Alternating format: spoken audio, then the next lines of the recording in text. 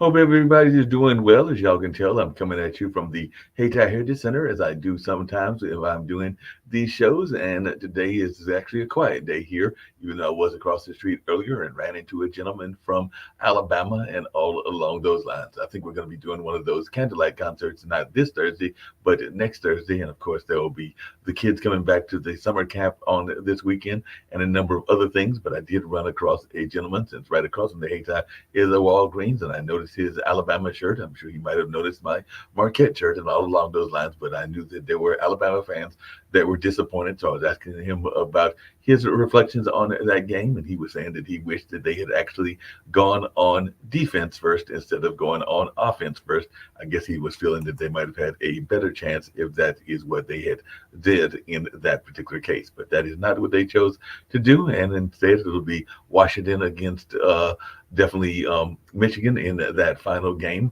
and all along those lines. So definitely that is the way that things went in that space. And he was also saying that the snap wasn't a great snap either. So there were a couple of plays that he wished it could have been done differently. And I'm sure there are some people that were not happy with certain play calls and maybe even certain refereeing calls, because I know there were a couple of basketball games that definitely had some controversial calls, and definitely some NFL games that had some controversial calls. I'm thinking about that one that involved, I believe it was Detroit and a number of other folks as well. So definitely it'll be interesting to see what happens in that world as we're getting ready to get into the height of the sports season. Because I know that I have been definitely following my alma mater, which is doing good, it's still in the top 10, if I'm remembering correctly.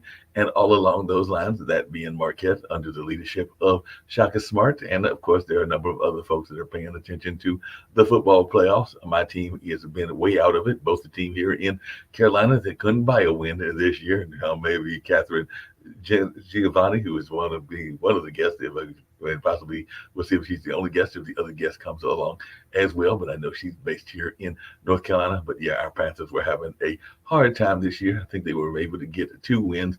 And my other team that I've been a long time fan of, the Minnesota Vikings, they are definitely right now they're on the outside looking in, and they need to win their last game and also have a whole lot of things fall correctly in order for them to slip into the playoffs. And it would literally be slipping into the playoffs, as they lost that game against Green Bay and lost it very handily.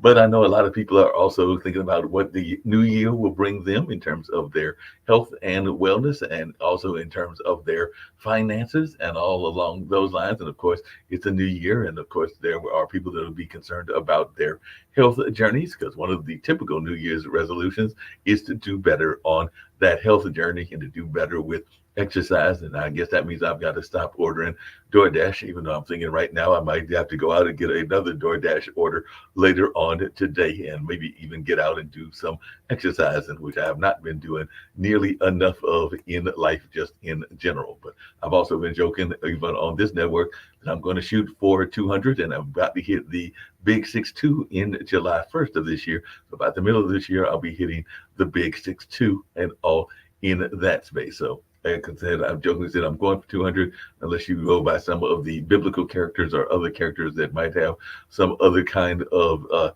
history, or maybe even perceived history, if they are from the fables and everything. Nobody has made it, and I doubt very seriously that I will make it either. But isn't part of the ultimate goal in order to achieve these things is belief and having a positive attitude? At least that's how I've always been taught, and all along those journeys. And sometimes you also have to learn that notion of forgiveness, which can be a very difficult thing, and all along those lines. And we're going to bring Kathy in, and she's going to share a little bit about what she's got going on in that space and a number of other things as well. So I'm definitely looking forward to this conversation, because one of my dear friends that I've been knowing for years is a breast cancer survivor. And I know that Catherine is a breast cancer survivor as well. So yeah, one of my friends in the music community has definitely been fighting that battle. I think she's been in remission for a number of years. That being my friend Sharon Allen, and I know others that have been fighting that for quite a while. But I'll bring Catherine in and learn more about what she's got going on,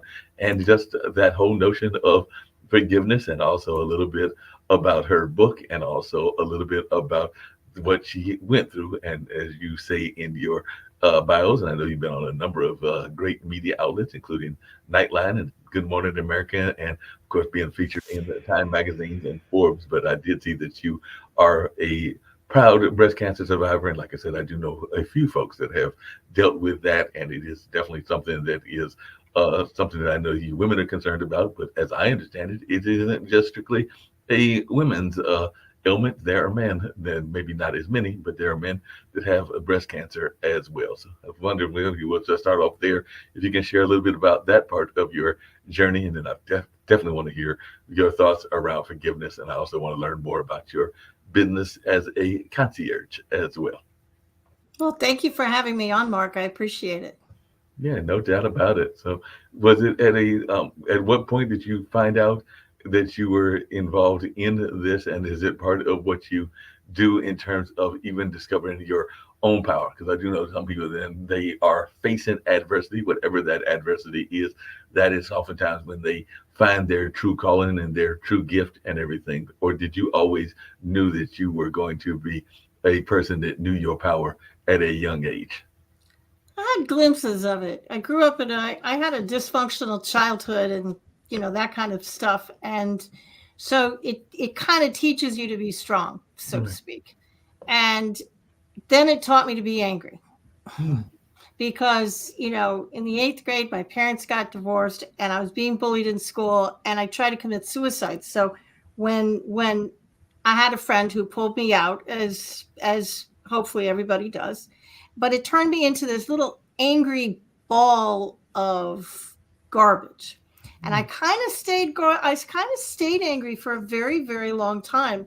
3 years before my mother died, she got sober and we became really good friends. And then she died.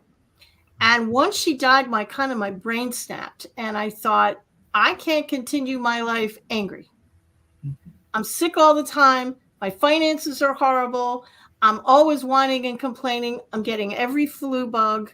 So I decided to change my life and I started to forgive people. And it worked. I didn't really dive too heavily into it. It worked pretty well. I'm one of the founders of the independent concierge industry. So my intuition kind of guided me through, and I blazed trail, and then I got cancer. Wow. And one day, I am violently allergic to exercise. Hmm. When you see the word exercise in the dictionary, my name is usually not there. Okay. So it was very surprising when all of a sudden I had this gut feeling. We all get these gut feelings. I had this gut feeling that I needed to take up running, me, but I couldn't get it out of my head. So a friend of mine said, try the Couch to 5K running program. This was in 2011. Wow. So I did, started to run, didn't mind it, went from a size 14 down to an 8, and it was close to my birthday in May, and I knew something was wrong.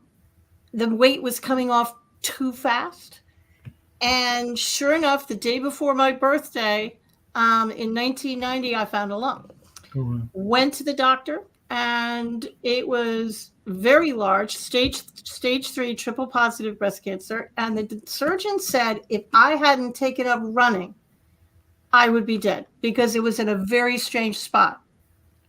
So we can't, my advice is twofold when it comes to these kinds of things. First of all, don't that little bird on your shoulder ever, Mhm. because it has saved my life 3 times. Not that I'm counting particularly. And the other thing is we can't control what life throws at us. I can't control the fact that I got cancer, but I can Right. control how I get through it. And I was sick for 4 years with chemo and surgery and the whole thing. So they send you to chemo class. Right. True story. Yep. Chemo class. I'm in this tiny little room, very similar to the one you're in now. Mhm. And this nurse Ratchet sits at the front of the room, and all she tells you is negative stuff. You're going to get all of these horrible side effects, and you're going to have all these horrible things happen to you. And my brain just snapped. And I went up to the front of the class. I looked her right in the eye and I said, no, I'm not going to get all of that. She said, oh, honey, it was in Raleigh, North Mhm. Carolina. Oh, honey, you're going to get most of them. I said, no, I'm not. Fast forward a year, I was sick as a dog, lost my hair, the whole thing. But I didn't get all the side effects. I didn't get all the stuff that other people got. She came up to me and she said, "What are you eating?" I said, "Pardon?" She said, "What are you doing to stay as healthy as you are with all the horrible chemo you're getting?" I looked at her and I said, "You remember a year ago when I told you I wasn't going to get that sick?" Right. It's your perspective. It's how you get through it. So forgiveness plays a huge role in how I got through it as well. Oh, and a couple of things that you were saying that struck me and everything. I know that we have a panelist on the network who is getting ready to do the prostate test, and I know a lot of people get concerned about the prostate test and they get apprehensions, just like I know a lot of people get apprehensions about the breast cancer exams and all Mhm. along those lines. So, what do you say to those folks that are apprehensive about going for testing? Because I do know that once you reach certain ages, they are asking you to get various tests. For men, it is prostate and colon and a number of other things as well. And I know for women, they do ask for the mammogram and a number of other things. But, as a society, we oftentimes are not the biggest fans because of that description you just gave of our doctors and our medical establishment, because we are often afraid that we're going to run into the Miss Ratchets or those folks that are a little bit on the don't have the best manners in terms of the way that they handle their patients and all along those lines. So what advice do you give to folks that are apprehensive about going in for whatever the test may be? Don't die until you're dead. Hmm. I know people who have survived stage 4 cancer. Right. I know people who survived all sorts of things. Mhm. The one thing I can tell you is cancer, it's an interesting thing and it's a horrible way to live. Right. But when you survive it, it changes you. And I've often been known to say it's probably one of the best things that could have happened to me because it completely put me on a different path. It knocks you on your feet, it knocks you down. And when you stand up, you are on a different path. Because when you have dinner with the Grim Reaper and you don't go home with the guy, Mhm. it changes you. I'm 62, and the fact that I'm 62 and talking to you is wonderful. Right.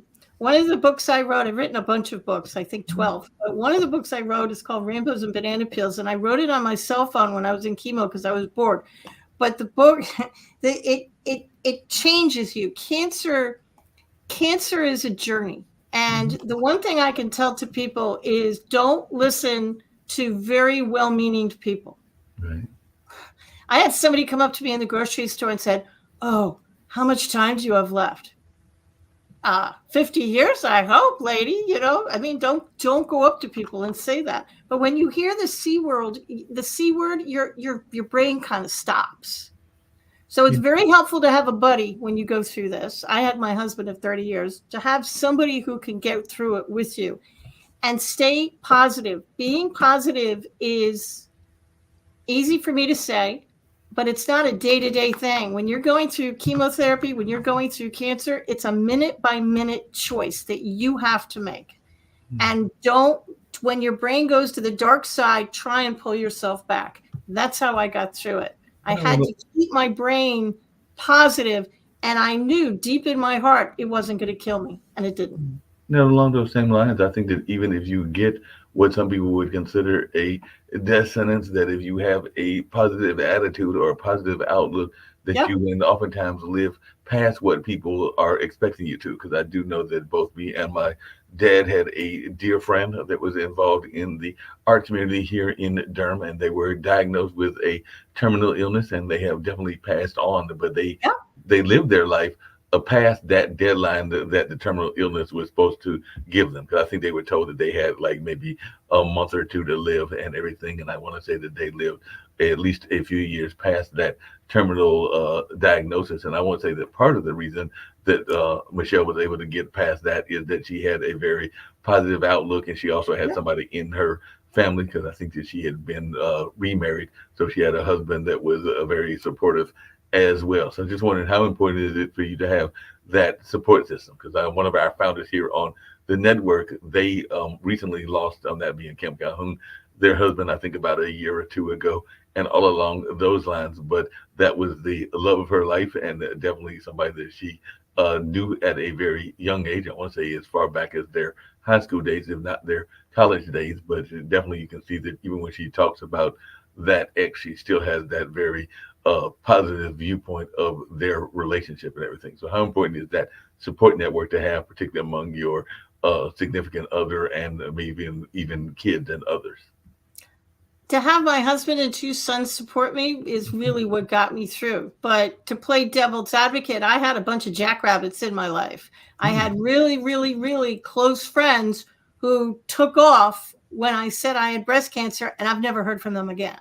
Well, They're just gone. I had family, I had friends, I had a bunch of people scattered like jackrabbits. But I had my husband and my sons. My husband has come to every surgery, every doctor's appointment, and he still comes with me all the time. He came to absolutely everything for what am I, 12 years cancer free, something like that.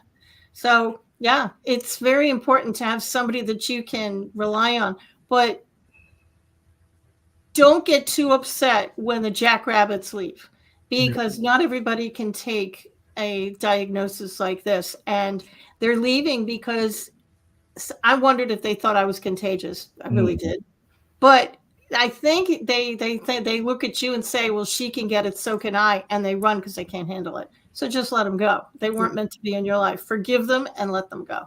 Well, speaking of forgiveness, you had mentioned earlier some of your own past history and even family history and everything. And I know that sometimes I am a similar age, like I said, 61, be 62 in July, and all along those lines. And I know that for whatever reasons, I have not had that significant other in terms of marriage, but I've had folks that I have dated, including for long periods of time and everything. But sometimes if relationships go south, then you sometimes have to do that whole forgiveness thing. And sometimes they are bringing baggage in from past relationships as well. I know that one of your books is that forgiveness journey and everything. So I was wondering, why did you write the book? And do you think that we as a society are good at forgiving? Because I think that that's one of the most difficult things to do, is forgive people that have wronged you in whatever way and everything. And we're not always the best at doing it and everything. And sometimes we let it internalize, and I know that that's not healthy either. But I just wanted your thoughts around the forgiveness journey and why you chose to write this book.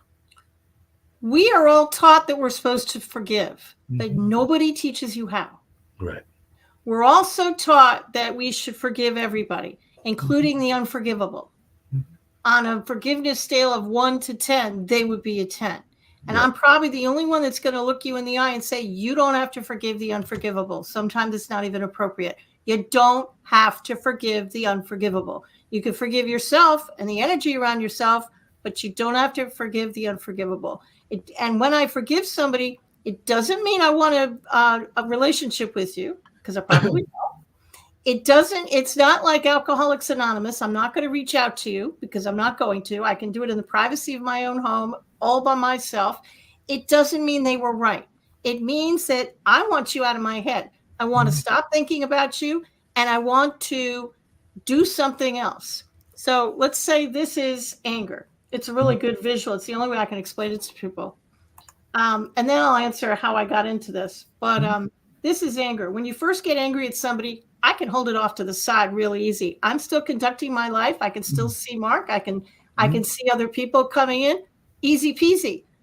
But I'm going to continue to hold it, and I'm going to continue to get angry, and I'm going to continue to put more anger inside this glass. So eventually my arm's going to start to hurt, and it's going to slowly come in front of me. I can still kind of see over the glass, but I'm still holding it, and I'm still getting angry because I'm not forgiving anybody. So now my arm hurts. So now I'm using both hands. So now my hands are kind of tied. So now I can't do anything. I literally can't conduct my life. And if I keep holding on to it, now I'm not going to see the significant other. I'm not going to see my dream job. I'm not going to see anything. So forgiveness literally gets people out of your head so you can put down that glass and you can conduct your life. When you forgive people, it'll increase your finances. It will increase your health. It has a bunch of benefits. But do me a favor. Start with the easy ones first. Get a list of 10 people, a list of, people you need to forgive. Start with the people you label number 1. The grocery cart rage. That person who cut you off at the grocery store and you got really mad. Start with them. or the person in high school who stained your sweater, something like that. Easy ones, and save those number 10s for last. Now, what are some of the unforgivables? Because I know that sometimes one of the things that happens in the forgiveness journey is, I guess, the hardest person to forgive is yourself and everything. Because I know that there have been relationships that I've been in, and in hindsight, they were probably toxic relationships, and I probably should have forgiven myself in the first place for just getting involved in them. They might have been people that were bipolar or had other things going on in their Sure. life. And so, what do you consider in some of the things that are unforgivable, and all along those lines? I'm imagining that there are certain deadly sins, if you go the religious route, that are probably unforgivable. But I was just wondering, what are Okay. we thinking in the relationship standpoint that are unforgivable? It's a personal thing. What I think is unforgivable, somebody else might think is forgivable. But I'm thinking, if you're raped, or you were hurt, or you were beaten, surely they are number 10s. Mhm. If you had a rough childhood, most people I talk to who had a rough childhood, forgiving their parents, they're a 10. Mhm. 100% they're a 10. Maybe you were bullied in school. Maybe they're a 10. Maybe you just left a relationship, and for whatever reason, they did something that really set you off, and you've labeled them a 10. That's fine. Forgiveness is an onion. And some of those 10s, you might have to do some mental gymnastics. You might be able to get them down to an 8, and then maybe eventually down to a forgivable level. And some of them you won't be able to. you know, you can forgive yourself. Mhm. And here's other things that nobody else is going to tell. You can forgive people, places, and things. You Right. can forgive your childhood home. You Mhm. can forgive your childhood school. You can forgive. I forgave 1974. Why did I forgive 19? It was a horrible year. My parents got divorced, and I was getting bullied in school. I was in the 8th grade, and I almost committed suicide. So when I sat down and I started this forgiveness journey, I thought, I'm just going to forgive 1974 and everybody in it and the energy around it. I have a friend who forgave a little red wagon. She got her list together and she randomly wrote down a little red wagon, had no memory of the wagon, had no idea why she wrote it down, but she forgave that little red wagon because she thought, well, probably something from my childhood, and I guess I'm mad at the thing. So she forgave it. The thing about it is, when you get angry, you think that the anger goes out into the world, you're yelling at somebody, and that energy, which is neither created nor destroyed, that's what Einstein said, goes up into the clouds and disappears. Well, as you was just saying that, I'm Just thinking to myself that I might have to forgive the Little Red Wagon as well, because when I was in school, and I went to school here in North Carolina, meaning most of my, well, all of my schooling in terms of like pre-college education and everything was here in North Carolina. I mean, my parents did take me out and did homeschooling for about a year or two, but most of it was either in places like Greensboro. I think there was a little bit of schooling there. There was definitely schooling in Warrenton, where I grew up at, and everything along those lines. But I do remember having a professor that was literally their favorite expression. So if you did not, little red wagon. if you were the kid, did not bring in your paper, and you tried to give them an excuse, like, the dog ate it or something like that, their go-to expression was, "That's your little red wagon." So that was their go-to expression. So for that You reason, I probably had need to to forgive. forgive the little red wagon. Right. I might have to forgive the little red wagon, because that was their go-to expression. So much so that some 40 or 50 years later, I literally remember that expression and them using it ad nauseum and all in that space, because that was their way of saying that you had to take responsibility for what you did and not try to come up with an excuse. And that's where they used that little red wagon expression and all in that space. I hadn't even really thought about it that much until you just brought up that your friend forgave a little red wagon. So I'm gonna Now have I to know go. 2 people that have forgiven a little red wagon. There you Right. go. Yeah. That's right. But sometimes you got to forgive expressions as well. I might even have to forgive, and you'll get a kick out of this. But I remember when I was in college and I went to Marquette, I was notorious, and I think somebody else had a recent bet recently. It might even have been a famous celebrity and everything. But I was notorious for using Southern um, expressions and everything. And I remember a group of folks. Bless your heart. Yeah, yeah, bless your heart is one of those. But I was Mhm. always, as I was coming from rural North Carolina to Milwaukee, Wisconsin, using the phrase y'all. So I had Yep. some friends of mine that bet me that I could not stop using y'all. And I think it was probably something simple, like a dime every time I used it, or a quarter every time I used it. And I think that at some point they realized that I was about to go broke if they actually carried out the bet. So they forgave me that bet because, like I said, I was keeping using y'all, and I still use it to this day. So that's like I still drink Southern tea or sweet tea and all in that space. And yeah, they were like, Mark, we give up. We've already collected probably about $1,000 on you, and you have not stopped using the phrase. So I might have to forgive y'all as well. So y'all might be something else that needs forgiving, or I might have to forgive them for coming up with that stupid bet when we were in college and everything. You mentioned earlier, and I wanted to come to that, and definitely want to come back to the forgiveness journey. But you mentioned that you were one of the founders of an industry, and I'm thinking that was when you were in, I believe it was in the Midwest and everything. But during the pandemic, we saw a lot of people that got very excited about concierge work and all in that space because that was one of those jobs that people needed help in, and all in that kind of line. So I just wondered if you could share a little bit about the concierge work and your being a founder in that industry, because I do know I went on my first cruise ever actually with a friend of mine from Nevada, and I know that some of those people are also, I mean, the people that work on the cruise also as a side job may do some concierge work as well, because they sometimes come from countries that are very concierge oriented and everything. But I just wondered how you got into the industry, and if you can share a little bit about that, because the network is founded by two entrepreneurs, that being Nick Palbeda and Kim Calhoun. But I just wanted your thoughts around getting into that business. It'd be my pleasure. The only way I can explain how I got into it is to tell you the history. In 1998, the independent concierge industry really hadn't been born. If there were 20 concierge in the country, that might have been high. It was started by a few hotel concierge who thought, if this works for a hotel, I bet I can bring it to mainstream America. So they did. In about 1998, I was living in New Jersey with my husband, and we had a meeting in an event planning company. And we read an article in Entrepreneur Magazine about this what we think is an interesting industry. We're not very sure, but it's something called concierge industry, and there are 3 people doing it, 3 people in the United States. And I read the article and I thought, we're doing more concierge work than we are meeting planning, according to the details of this article. So along that time, I moved from New York down to North Carolina. We were living in Apex at the time. So we started up a concierge business. There were no books, no classes, no articles, nothing. It was like the ultimate of self-taught. So I figured out how to do it. It took me about a year. And I had an office, and the phone started to ring. We put up a rudimentary website with dial-up modems and floppy disks. Yes, I am that old. And the phone started to ring with people saying, could you help me figure out how much to charge? I kind of want to do this. And if they weren't in North Carolina, I saw no reason not to help them. So I did. And my husband came into my office one day and said, "What are you doing?" I said, "Well, I'm just kind of helping him." He said, "Why are you doing it for free?"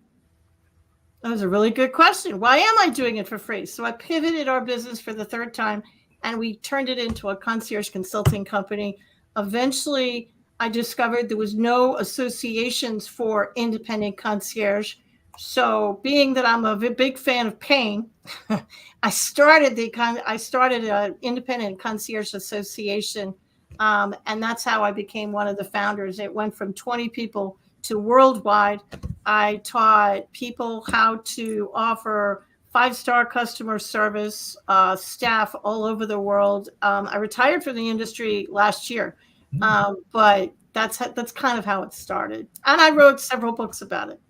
Now, speaking of that, and speaking of some of the various books that you wrote and all along those lines, you just brought up something that has come up on this show several times, and I'd love to hear your thoughts around this, which is that oftentimes if you are doing any kind of work as a consultant, there are a number of folks that like you to do the work and to give them the service for free. As a matter of fact, I just had a call not that long ago from a friend of mine. He calls it the brain drain, and he used to be an administrator at the Carolina Theater here in Durham, and he was actually one of the people that handled the rentals and all along those lines before he actually had a health emergency of his own. He actually has suffered, I think, multiple strokes and is a multiple stroke survivor and is doing quite well, Ray Pascal and all along those lines. But I was just wondering your thoughts around this notion of, even during the pandemic, we saw a lot of people that would be asked for their expertise and not always given the pay for their expertise. And I'm sure you even see that as a speaker and a trainer where folks are wanting the advice and don't necessarily want to give the rewards. And I mean, they definitely would get their plumbers paid, but they don't always want to pay their event planners or their concierge or a number of others. So what is your advice to those that are running into this idea of, you're doing it even at the age of 50 or 60 for the experience or this or that? There's always various reasons that they give you that they cannot afford to pay you and everything. So what advice do you give to folks that are in the entrepreneurship lane that are facing those folks that are nickel and diming them for whatever reasons? Well, I'm not going to pay you, but you're going to be exposed to a lot of people. You're going to get exposure. People die from exposure. I have done a lot of gigs speaking wise for exposure, and it's never gotten me anything. So I am a big fan of getting paid for work. If I do something for free, especially in the concierge industry, free isn't going to put food on the table for me. Free isn't going to pay my mortgage. Free isn't going to get me anything. And I understand that you want me to do it for free, and you think I should do it for free because you could run errands yourself for free, but that's just going to cause me to die because I can't do it for free because I have bills to pay. So when people say, oh, Catherine, you'll get a lot of exposure, I appreciate that, but I need you to pay expenses and a stipend because that's not going to pay my bills. So I'm actually not a fan of doing things for free. When you're first starting out, you want the business, you want to do things, you want the exposure. I get that. So do it for a month or two. As long as you have money in the bank and you can feed yourself, okay, do it for a month or two. But there has to be a stopping point. At some point, you have to stop doing it for free because people won't take you seriously if you do it for free, because they won't. No, they definitely won't. And along those same lines, one of the things that I know became very popular, and I joked about it at the beginning, and I was only partially joking and everything, but even in the concierge business, there are a lot of people that were feeling that, why should I pay for a concierge when I can have somebody that is doing it on the independent or the gig level? Because I do know that there are some people that would consider Instacart or some of the other ones, even Grubhub and DoorDash, as a form of concierge work and everything. So what is your answer to folks that are like, why do I need a concierge when I can actually hire some of these gig type workers to do what basically a concierge does and everything, when you call it of that notion of running errands? And there are some people that are pointing to some of these new companies that have popped up over the last 5 to 10 years. Do you want to go to a fast food restaurant, or do you want to go to a nice restaurant where you'll be sit down and people will serve you and give you personalized service? There are a bunch of people out there that love fast food restaurants. It's a really good fit for them. It meets their needs. But there's a bunch of other people that we want you to know our name. We want the personalized service, and we want something that we can't find in a fast food restaurant. That's when you hire a concierge who will do, I used to say Yellow Pages. I have to update it. A concierge will do anything on Google as long as it's legal, moral, and ethical. They'll do it. And it's a question of, do you want a 1-star restaurant or do you want a 5? That's really the difference. It's what kind of service do you want? And a concierge, they're going to vet their people. Mm-hmm. No disrespect to the fast food concierge out there, but a real concierge is going to vet their people. So you're not just getting anything. They're gonna look these people up and make sure that they're as honest as the day is long. Because trust is the hallmark of that industry. Well, and trust is very much a hallmark of the industry. Speaking of trust, and this comes down to one of those forgiveness things and everything. I know that one of the things that folks get frustrated about in business is folks that have their dreams and their ambitions, and then they kind of want you to carry their dreams and ambitions and not necessarily think whether that is your vision or not. Because I do know some people that have visions, and they are definitely entrepreneurial visions, and then they will try to bring you into the picture and not realize whether you are having a shared goal or all along those lines, and then they get frustrated if you don't necessarily want to help them out and everything in that space. So how important is it for you to make sure that you are aligned with the vision of the entrepreneurs that you work with, whether that is as a consultant or just in general? Because I know that I've been on some places where eventually I trained them in some of the skill sets, like around even the one we're using StreamYard and stuff, because I realized that they would, if they had their way, I'd be doing nothing but their work and not necessarily going in accomplishing my own goals and my own ambitions and everything. So how important is it to align with people that are of like-minded backgrounds? Well, over the last 25 years, I have trained my competition, not by choice. Didn't know I was doing it at the time.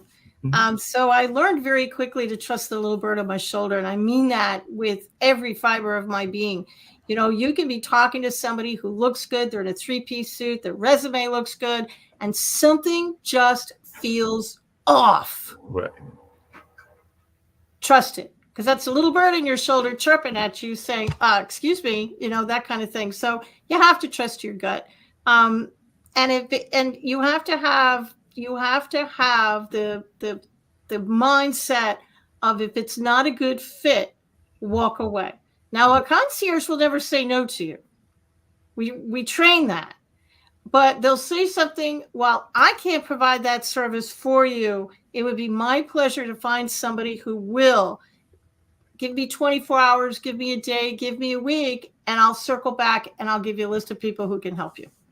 So what's the craziest thing I've done that many times in my life.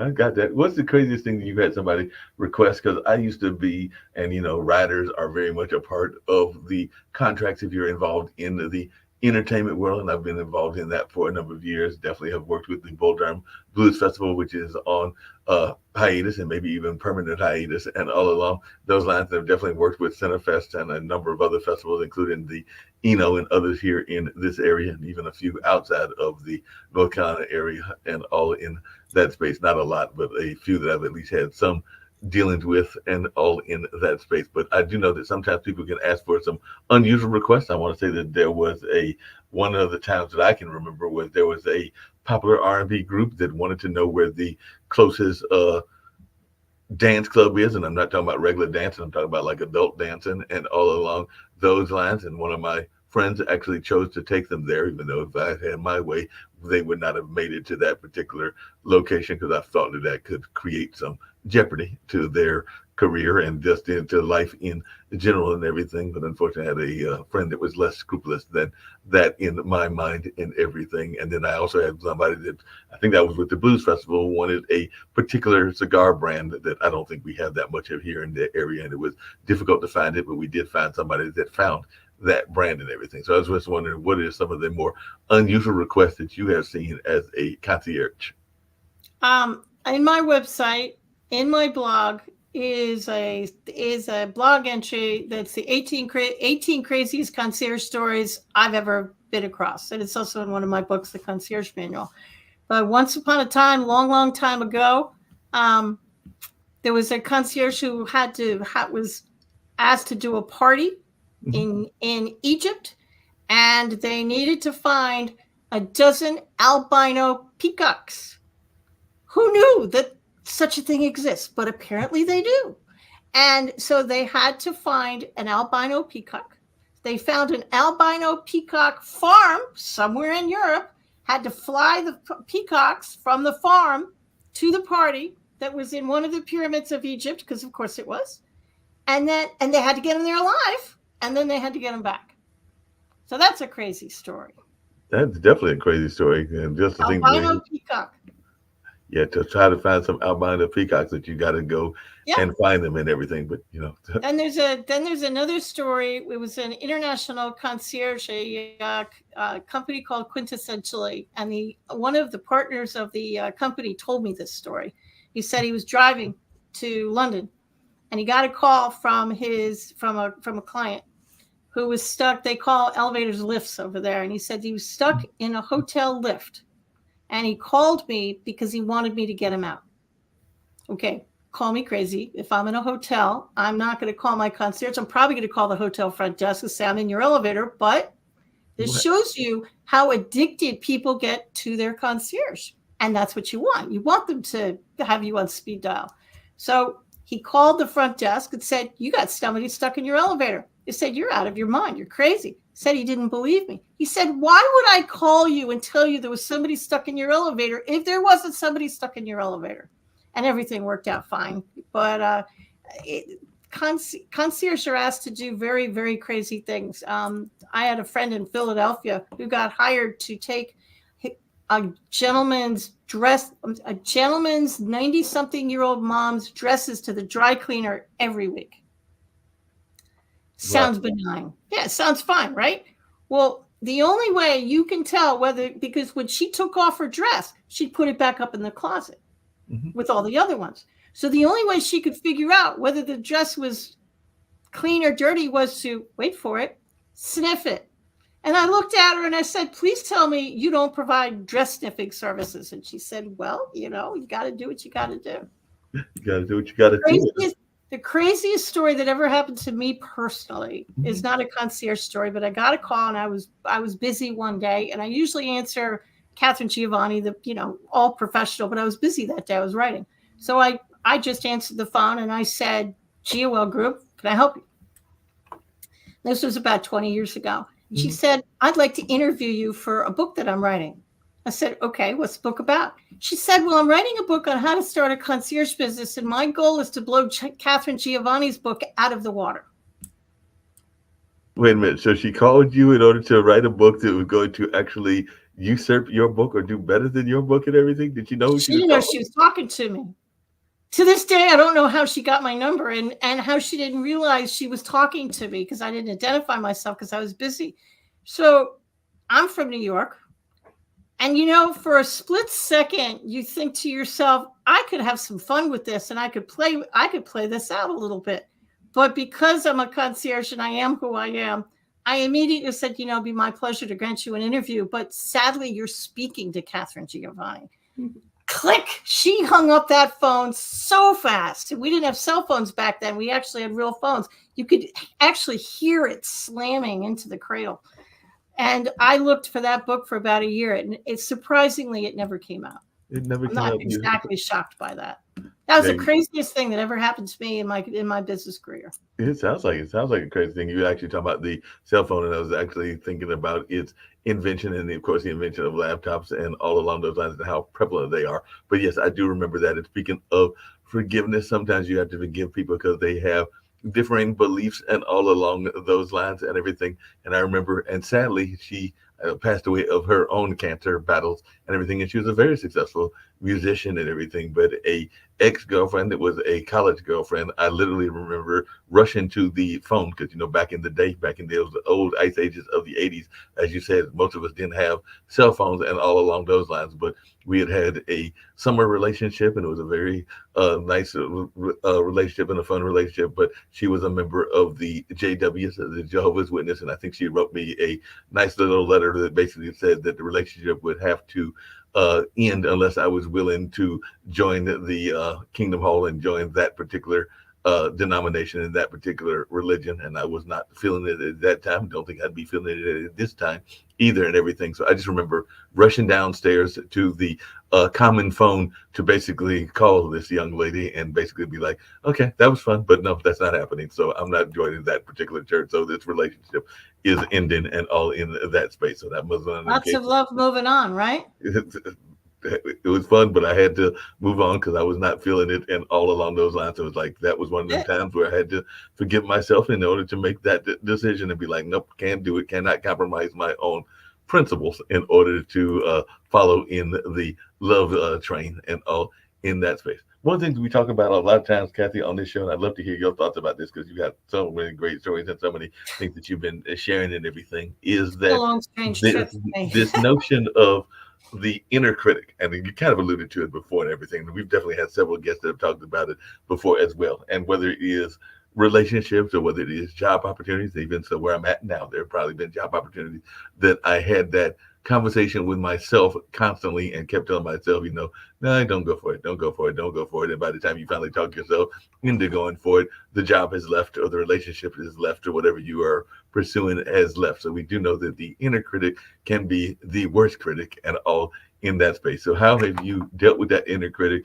And have you had those moments where you're sitting there going like, I know that I am having this internal dialogue with myself, but it might be getting me to lose some business, even in the entrepreneurship journey or in the concierge journey as well. So I just wanted your thoughts around how you have dealt with that inner critic.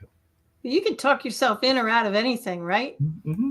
And you can drive yourself crazy. Should I go in this direction? Should I not go in this direction? Everybody's telling me I should take my business in this direction, and I should market, and I need business cards, and I need to be on social media, and I'm going to be on Facebook and LinkedIn and Instagram and X or Twitter or whatever they call it today. I'm going to do slow down. First of all, one of the things I always ask myself, whether it's something that's blowing up in my life or a direction I need to go in, is I actually legitimately ask myself, what is the most loving solution? And then I get very quiet, and it's that still silent voice in the back of your mind. It's the most loving voice. It's the little bird in your shoulder. It's your intuition. It's your gut. And that's what I listen to. And that's how I kind of got where I am today. That little bird in my shoulder at one point told me to write a book. Never written a book in my life. So I wrote a book. It told me, you should start a concierge business. I should start a what? Didn't even know what it was at those point. So it's a question of listening to your intuition. And just because somebody else says, I got a business for you, I've made a bunch of money, and I only work between 10 and 2, and you can be a millionaire by Tuesday at 5. Okay. Maybe it worked for them. It might not work for you. Just because it works for somebody else, your friend, your father, your parents, whoever, doesn't necessarily mean that's your yellow brick road. So, if you're stuck, and I mean really stuck, I tell everybody to get quiet, turn off your technology. These things do have an off button. Tell your family you need to be quiet for a half hour. Tell them, go lock yourself into a closet. I used to go into the garage when my kids were young. My sons are grown and out, but when they were young, I used to go into the garage and lock the door, get a pad of paper and a pen, and then just sit quietly and say, what direction should I go in? And then whatever words form in your mind, write them down. Write them down blind. It doesn't matter what you write, just write it down. So this is an exercise to help you tap into that inner critic, to tap into that inner voice, to get the answers that you're looking for. Because the answer to every question that everybody watching this broadcast has is not going to be found in any of my books or gurus. It's actually all the answers you need are right inside of you. They're already there. It's just a matter of tapping into them. That makes a lot of sense. I mean, one of the other things that I know a lot of times people talk about, even in that entrepreneurship journey, because I've got a number of friends that have been involved in various MLMs and all along those lines. And I have been approached by a number of them, and they're always not realizing that, there's only so many masters or so many jobs that we can have and everything. And definitely I know with the gig economy, many people are working 2 or 3 jobs, even if they are like yourself in a loving marriage and everything. Oftentimes both spouses are working 2 or 3 jobs. But I do know that it does seem like with time management that there has to be a limit, because what I have found myself telling some folks is that, no, I might be willing to buy the card if there, or the perk if there is a perk, but I can't necessarily dedicate myself toward the business because I'm already involved in about 3 or 4, and that's stretching the limit. That's the thing, right? Everything. That's the thing. We're chasing happiness. I will be happy when I graduate from school. Okay, I'm a genie. You graduate from school. Are you happy? No, I'm going to be happy when I get married. Okay, boom, you're married. You happy yet? We keep bumping the happiness. When are you going to be happy? When you're 95 and your teeth are in a cup by your bed? The trick to life is, and this is what we're taught, and you're taught wrong. No disrespect intended, but we're taught that you get a bunch of money, you work really hard, then you'll be happy. It's actually backwards. Get happy, then the money will flow. So if you're not happy in your job, you're not happy in your relationship, you take everything you're doing, get a pad of paper, put a line down the middle, go pro and con, or yes and no, whatever you want to do. Everything that you love, put on the left side, and everything you hate, you put on the right side, and see what kind of commonality you have. If you're trying to start a business, well, I like to travel. Okay, write that down on the left. Well, I don't like to work with people. Okay, well, we might have to amend that. And that's kind of how I've always approached things. It's a question of what makes me happy. There's no reason you can't make money doing something that makes you happy.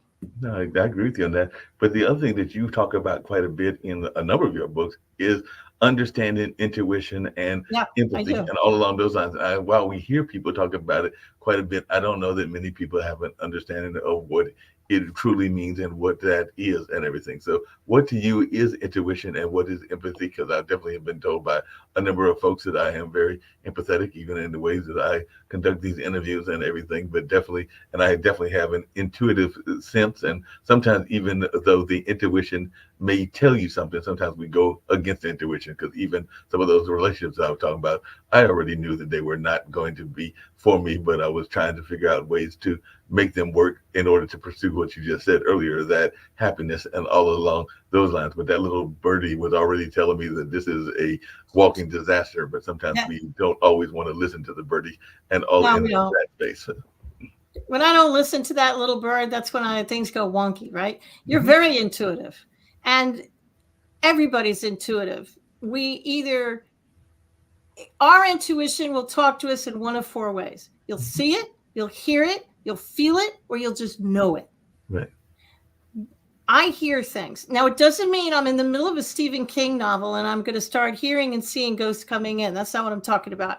You will hear the message in a song. You might even hear some words in your head. I usually do. You hear the message in somebody who's talking to you. The people who see it, it's not that you're going to see ghosts. You see the answer. In school, you were a visual person. In school, I like to hear I like to hear music. I like to hear the teacher, because that's how I learn. Visual people, I want to see it. I want to see the spreadsheet. That's how they learn. The people who just know it just 1 minute you don't, and the next minute, boom, it's in your head. Right. And you just know it. You don't know why you know it. You just do. And then there are the people who kind of feel their way through life. You go, and they're called empaths. And you walk into a room and it just feels off. Right. Or you shake somebody's hand and something's wrong. And you listen to it. And, if you go into a room and it feels off, my advice to everybody, okay, leave if you're allowed to, and make sure you look around the room before you leave, and maybe write down your feelings so you can go back and learn that again.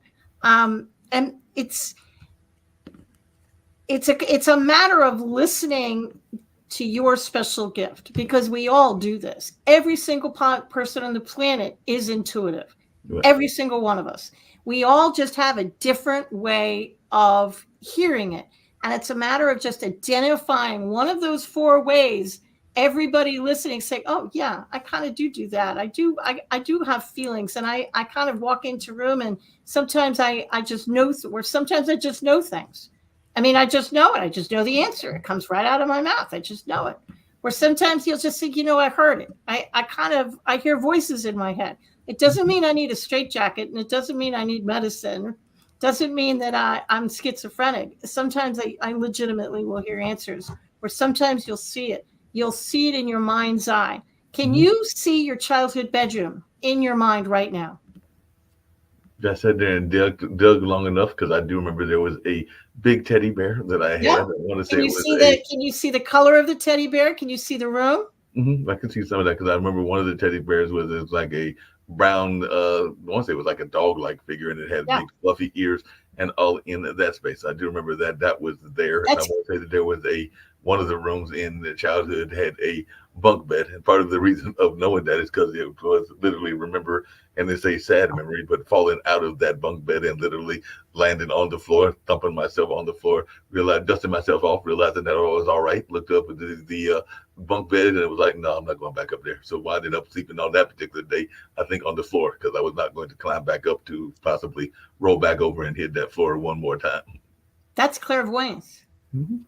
That means you're clairvoyant. That means you see the answer. You could see the answer in your mind's eye. You see it. You see it on the page. You see things that you read. But sometimes you can just see the images, and you can see the answer in your head. That's clairvoyance. When you hear things, that's clairaudient. It means you hear the answer. I might hear it in music. I might actually hear angels and stuff giving me guidance. And the empaths and the feeling, these are all what they used to call clairs. And everybody on the planet has one or more of them that they're good at. It's just a matter of waking up to the fact that you are special, and everybody is intuitive, and everybody can learn this.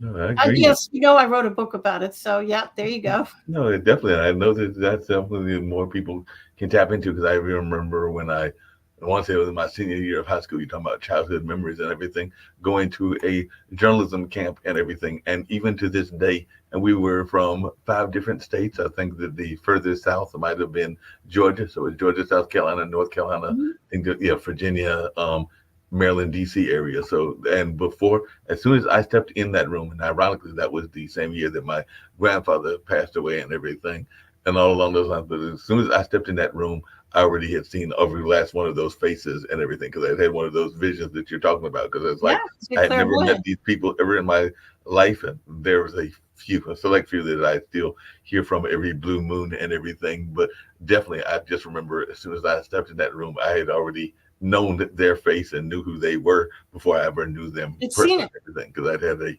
vision of them prior to that particular event. It's nothing to be scared of. A lot of people have these visions. Some people have them some people have them in life or death situations. A friend of mine was falling asleep at the wheel, and right before she was going to hit, this is a true story, right before she was going to hit the median, she heard the words, "Wake the hell up." Wow. And she woke up and turned the wheel, and it saved her life. Wow. The trick is to tap into that energy when you're not in a life and death situation. Definitely have to tap into that energy. Speaking of energy, one of the other things that happens a lot is, and you actually come from 2 areas, because I was actually going to tease you about this, but there are 2 areas that are very much stereotyped and everything, because you mentioned having spent some time in New York, and of course New York is seen as the rush, go kind of place, even though I have known some people that were 40 years. Yeah, and I've known some people that were definitely not the harshness, and I'm saying that they're not all, some of those stereotypes aren't based on fact and everything, but they aren't as tough as New Yorkers are sometimes portrayed to be. Just like I know some people from the South, including North Carolina, that aren't as polite as people portray North Carolinians as being. So I was just wondering, what are some of those stereotypes? Because we want to talk about stereotypes. Both North Carolina and New York have some staunch stereotypes that you have had to deal with and that have surprised you about these 2 areas that you have chosen to call home, one that you grew up in and one that you are now living in now. So I just wondered, what are some of those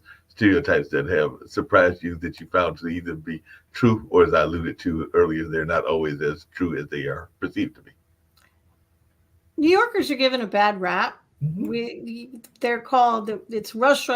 They're cold and nobody wants to help each other. And that's actually very far from the truth. They are warm. They are friendly. Most of them will give you the shirt off their backs. In the South, I have found warm, friendly, approachable Southern hospitality. And I have seen people that I just wonder how they get through life. Right. And I have learned a few things. Here's the difference between a Northerner and a Southerner. I figured the North and the South out. I have not figured out the West or Europe, but I have figured the Northerners and Southerners. If a Northerner wants to say something wonky to you, they're going to do it at the beginning of the sentence. So they're going to look at you and they're going to say, "With all due respect," and then they're going to verbally punch your lights out. So if you hear somebody from New York or New Jersey saying, "With all due respect," brace yourself, because you're about to be hit between the eyes with something. Right. A Southerner will put it at the end of the sentence because they don't want to hurt your feelings, and they're very hospitable. So they'll put it at the end of the sentence. So they're going to small talk you for a long time. They're going to want to sit on things. They don't want to make a decision right away, most of them. And then they're going to put their thing on the end of the sentence. So they're going to say something to you like, "Your baby's as ugly as a stump, bless his little heart." So if you hear a "bless your heart," try really hard to think about what was at the beginning of that sentence. Right. But Southerners are warm, friendly, and approachable, and so are New Yorkers. It's a question of, when I go to a city, I expect to meet warm, and I know this sounds weird, but I expect to meet warm, friendly, and approachable people, and that's usually how it plays out. I expect to meet nice people. Every once in a while, I get, you get hit by things, but most of the time, I meet really, really sweet people. Speaking of getting hit by things and everything, you had talked about it earlier in one of the shows that we do every Sunday. I actually do it with, well, they are the host of it, Stephanie Hockenhall, who is in Kansas, and her son, Gene Francis, if I'm remembering no, Gene Williams, if I'm remembering his name correctly and everything. But it's a show around bullying called Where Is the Love? And all along those lines. Yeah. But definitely that being said and everything, one of the things that I know that you talk about in some of your talks is this notion of forgiveness and whether you have to forgive the person face to face. And I do know that in their case, they have been bullied in relationships, they've been bullied in workplaces, they've been bullied in a number of varying environments. They were even talking about how bullying can happen in the church, and I do know that that is That's for true. real as well. But I was just wondering, is that something that folks should try to forgive people if they're going to forgive them face to face? And do you have to tell folks why you are forgiving them and all along those lines, or can you just do it in the quiet of your own home and let them not even know whether you've forgiven them or not? Or is it better to do it in a public landscape? The way I approach forgiveness, especially in the book, is this is not Alcoholics Anonymous, so you don't have to reach out to people. You don't have to talk to them. You don't have to call them. Forgiveness is very personal and very selfish. You do it for you. You don't do it for them. It doesn't mean they were right. And just because I forgive you doesn't mean I want a relationship with you. I Yeah. probably don't. I probably don't even want to talk to you. You do it in the privacy of your own home. You don't have to tell anybody you're doing it. You don't have to reach out to them. It's something you do for you because you want to get them out of your head. You want to stop thinking about this so you can look at the opportunities in the world and the universe can start flowing stuff to you. You want to get this stuff out of your head and out of your energy field. Because when you get angry, it kind of sticks around in your energy field. So if you get angry enough over enough years and you don't forgive people, you're kind of walking around in a gray cloud.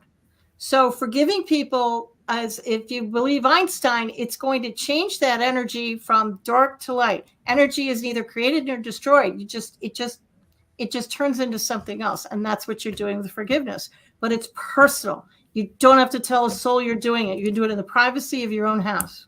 Nobody has to know. That sounds And great. you don't have to forgive the unforgivable because some things you just can't get there, and Yeah. that's fine. Yeah, that definitely. There's some things that you can't forgive, and then That's whatever it fine. is, you're unforgivable on your unforgivable list, and all along those lines. I've talked to a couple people both on the network and even outside the network in like just face to face conversations as well that have talked about how they feel that despite the divisiveness that is going on in the country and what's going on in our political landscape and in our world landscape, that they actually feel, and these are even a number of people that consider themselves to be empaths or to be involved in what some people call light work, that we are actually heading toward a better time of the year and that there's about to be a shift and there's going to be a positive shift. And I was just wondering if that's something that you believe as well. And if so, do you think that 2024 will see that? And if so, when, how will it happen? Because I've heard a number of people that have said that all of this turbulence that we've had for the last several years, including the pandemic and including those various wars and a number of other things, is the prelude before a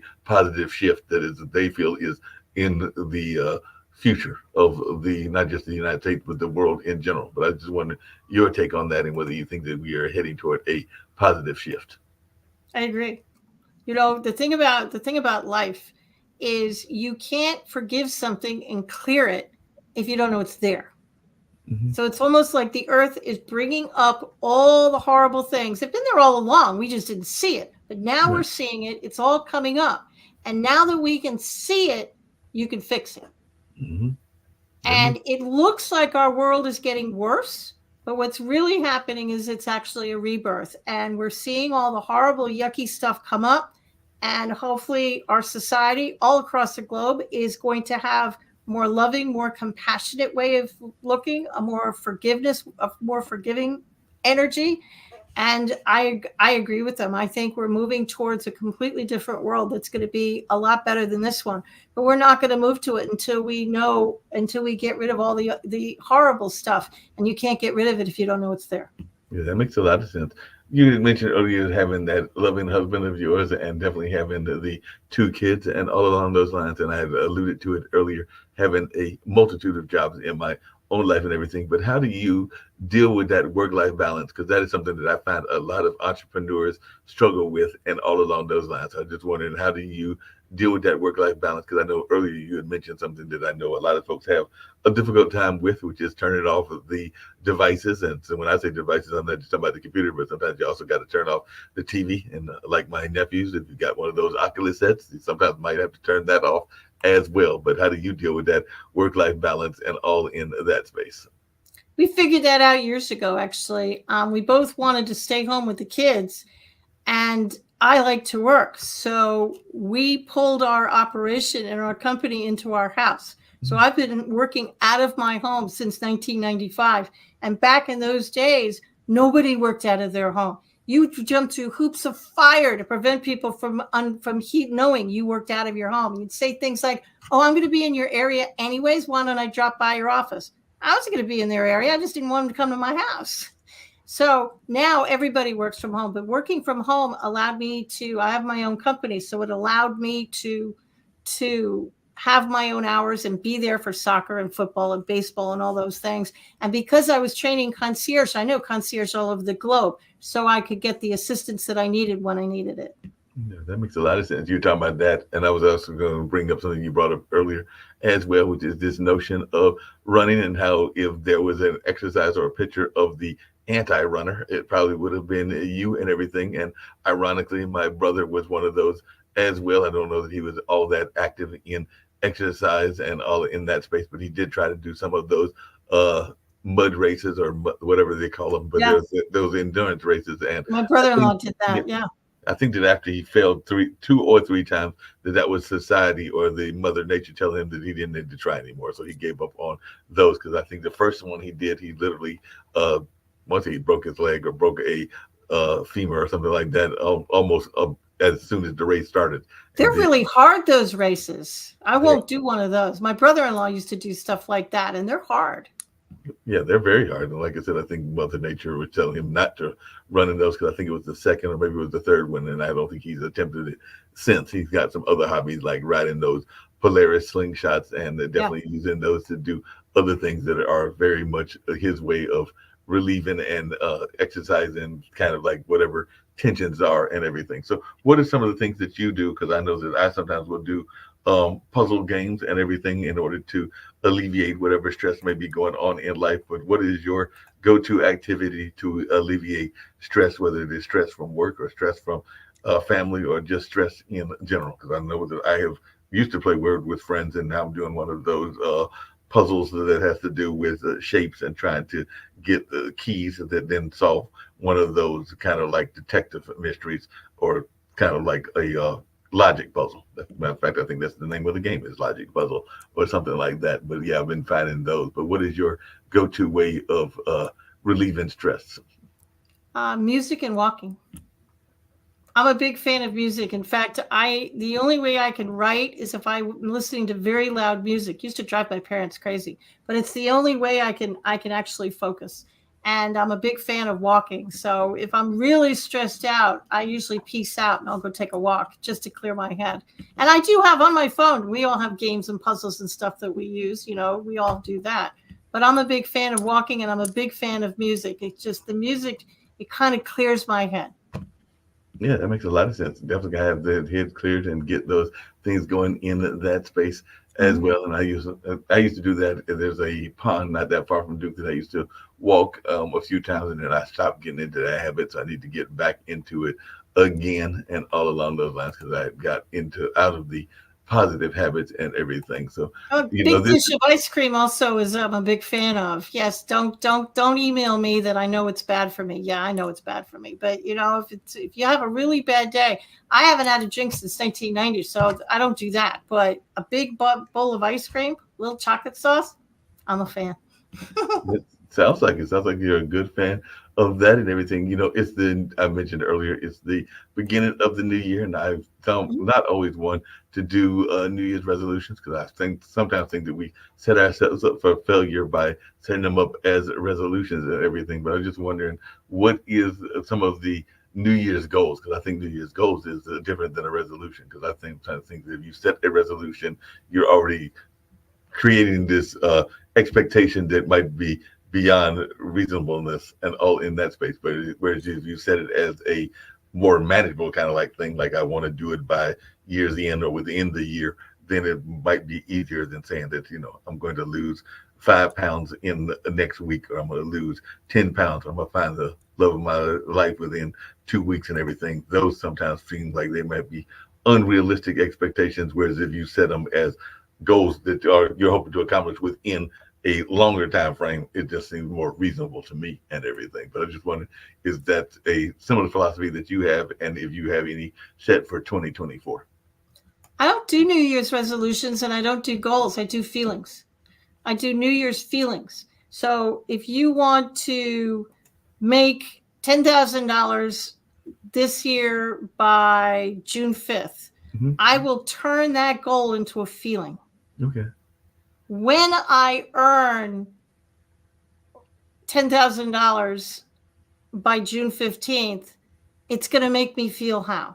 And then I'll write that down. And then instead of reciting that stupid phrase every day over your coffee, I'll look at the phrase and I'll think about how I'm going to feel. I'm not going to recite the phrase. I'm just going to put myself into feeling mode and saying, if I have $10,000, how is it making me feel? Well, it's going to make me feel happy. It's going to make me feel good. So I'm going to sit and try and get into a happy space while I'm thinking about that resolution. So I do New Year's feelings. I don't do New Year's words. New Year's feeling sounds like a great way to do things along those lines. I know a lot of people this past New Year's were rushing down as society has opened up again to go see the acorn drop, where I understand there was an egg that was dropped in Nashville, North Carolina, that is, and I think there was a pickle drop in Mount Olive. So I was wondering, is that what you and your husband did, or were y'all one of those folks that was doing either a watch service or doing the kind of like relaxing at home? Because I know I brought it in, literally watching, I think, our local affiliate and them showing the dropping of the acorn, and also calling mom, because I do think it is important to have that connection to family members as well, particularly if you have a loving family. And I know not everybody has the same kind of loving family that I had, and all in that space. But if you've got a good relationship, it's always good to stay in touch with them if you've got that loving relationship. Now, if you don't have the loving relationship, that's a whole nother matter and everything. But I was just wondering what y'all did for the New Year's, and how important do you think it is to be connected to one family, and also being connected to what some people call the ancestors? Well, usually we don't drink, so we usually stay home. Most of my family has passed, sadly, but we will call the family that's still alive on both sides, and we will certainly call our sons. But we usually stay home. Sometimes the sons will come home and be with us. More often than not, I'm asleep by 12:04. I mean, I will try and manage to stay up until 12, and then I peace out. Like at 12:04, I'm like, okay, bye. It's like the new year started. I'm going to sleep now. It's time, time to go to sleep and everything. Yeah. What advice did you give to your children that you think more people, you wish more people would give to their kids as well? Because like I said, I don't have any kids of my own, but I do have my 2 nephews that are turning 40. Well, they were born in 2008 and 2009, so they're about to turn 15 and 16 in August of this year and everything. So they're definitely both teenagers, and I just recently learned from my brother and everything. It's just the 2 of us that I now know what their careers are, because I think that the oldest one is thinking about being a architect, and I think the younger one is thinking about either being a lawyer or a biologist, which is good for them. Yep. It's 2 different careers, lawyer and biologist. That's on 2 opposite sides there. It's 2 opposite, and I'm not sure where the lawyer is coming from, because I don't know that he has any lawyers in the family. His grandfather or his great-grandfather, because it was my grandfather, but his great-grandfather was a biologist. The building at North Carolina Central University, the biology building, is actually named after my grandfather, his great-grandfather, and I know that my granddad, my dad, his granddad, is also very much into science and biology, even though he's known more in this area as an artist and all in that space. And he had that happen as a second or maybe even a third career, because he was also an activist and was also involved in radio and a number of other things before becoming an artist over the last, I'd say, but him and Linda have been together for 25 years. So at least probably almost a quarter of a century, if not longer, that he's been doing the artwork. But he's definitely been an active artist for probably the last 10 or 15 and all in that way. But I was just wondering, you know, it's just interesting hearing the advice from other people. So what advice did you give to your kids and everything? Well, one thing we did is we had a family dinner. We sat down as a family and ate dinner almost every night. And I would ask the boys, what is the best question you asked today? Because I didn't want to say, what was your favorite lunch? What did you do? Nothing. I mean, you're trying to elicit something. And inevitably something would come out, and I would tell them, what is the most loving answer you can come up with? You know, if they were having a fight with something, well, what's the most loving way you can get out of this mess? Tell me that. And the other thing I tried to do is just let them be their authentic self. You know, I tried not to mold them into the image that I wanted them to be. I tried to allow them to be whoever it was they were going to be. And my oldest son is a federal law enforcement officer, works for Homeland Security up in Washington. And my other son is a video editor. So they turned out pretty well. It'd be nice if they gave me some grandkids at some point, but, you know, we can't have everything. Well, like, and that could happen late because my brother actually gave my parents their only grandkids when they when he was in his late 30s, early 40s, because he is now in his mid 50s, or about to be. I joke with him that this is the year that he will turn the speed limit. So he'll turn 55 in October and all along those lines. Good for him.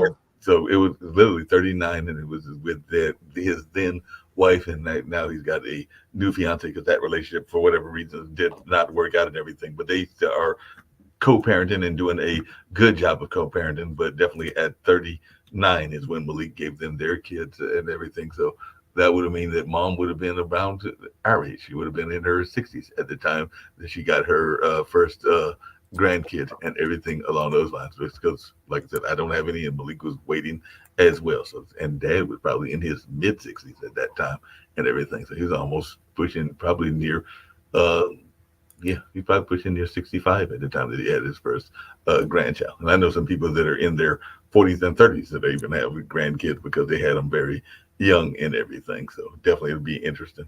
But my mother used to reverse her age. So, you know, I'm 62. So she'd say, well, I'm, 26. Yeah.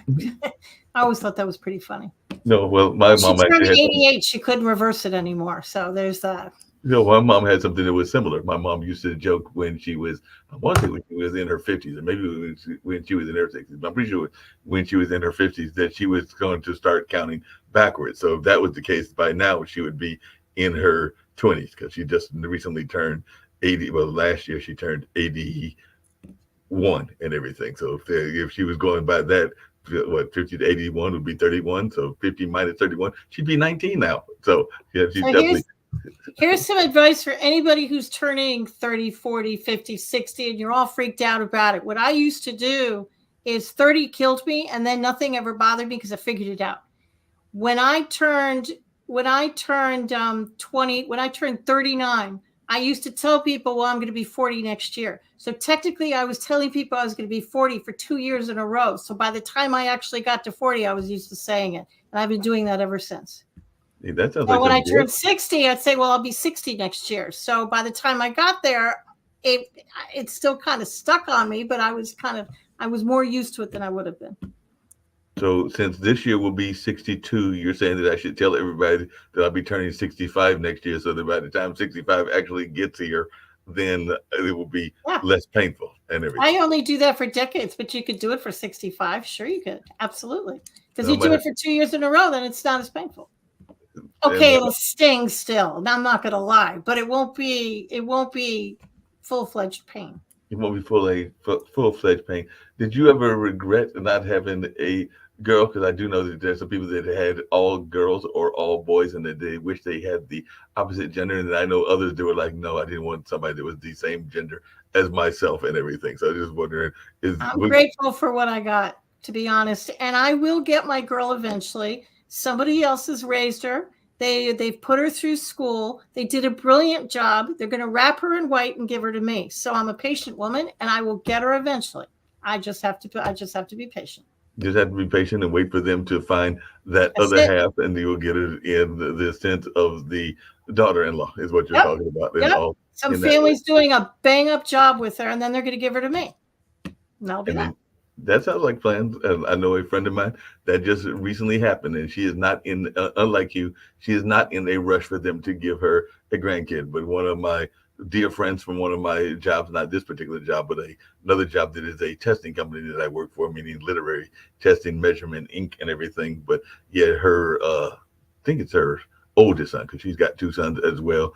And I think it was last year, the that son and his lady love got married, so she now has a daughter in that sense. But as I said, she's one of those folks that isn't rushing necessarily to get any grandkids. But I've got others that are the opposite. I've got a dear friend that is became a grandmother at a very early age. I want to say she was a grandmother in her early 40s and everything. And definitely she's now hitting the 50 milestone, and she's got multiple grandkids. And sometimes I think those grandkids are more of her precious love than even the kids were. She's had four kids and all in that space. And she was also in the service industry as well, because I want to say she has been trained as an esthetician, a car saleswoman, as well as a number of other fields as well. But yeah, she loves the dearly, I think, all of those grandkids. Because every time I'm looking on her Instagram or Facebook, it does seem like there's constant pictures of those young people and her being very much attached to them in one form or fashion. Now, she's not always the biggest fan of the kids, but that's a whole other story. That might be that forgiveness journey that you were talking about. So she definitely hasn't had to have anything to do the young people have done to be forgiven, but yeah, she's not always the biggest fan of the kids that were brought into the world by her and her then significant other. But yes, we can't always pick the family that we are born with and all along those lines. So I guess that's one of those Sure. forgiveness journeys is that Yeah. sometimes what's that old saying? You can't pick the family that you are born into, and you can't Yeah. always pick the family that is provided to you and everything, because sometimes they can aggravate us and all along those lines. And I know that even in my own life, sometimes if financial consequences come in, I am one to go to my parents and particularly mom, just because I know that mom will probably say yes and all along those lines if you need some financial help. Not that I won't go to dad, but I just know mom is probably the go-to first answer because she's probably going to be quicker to say yes and everything. So I'm sure that you even get that from your kids, even though they are doing quite well. You mentioned one is that Homeland Security and the other is a videographer, but I'm sure that there might be times that there are things that happen that they need some parental advice or maybe even some parental guidance or even some parental Once in a while. finances and everything. Once in a while. You know, we can't control what happens to us in life, but we can control how we get through it. We can control our perspective. And as adults, you're not who you were as a kid. And I Right. think that's what trips everybody up because they still think of themselves as that kid who messed up all the time. And everybody said I wasn't going to amount to anything and all these horrible things. But that's not who you are anymore. And if somebody is looking at you through those rose colored glasses because they're family members and they see you as that 16-year-old who used to mess up and you're not that person anymore, that's their problem, not yours. Yeah. Um, how people see you is their problem. How you see you, that you can control. So just knowing you are not that person anymore. And every day we wake up, it's our opportunity to reinvent ourselves. We don't have to wait for January 1st. Every day is a new opportunity to say, that's it. I've had it. I'm going to change. No, but No along those same fanfare, lines, no book, no, trumpets, just a quiet little, I'm done. yep.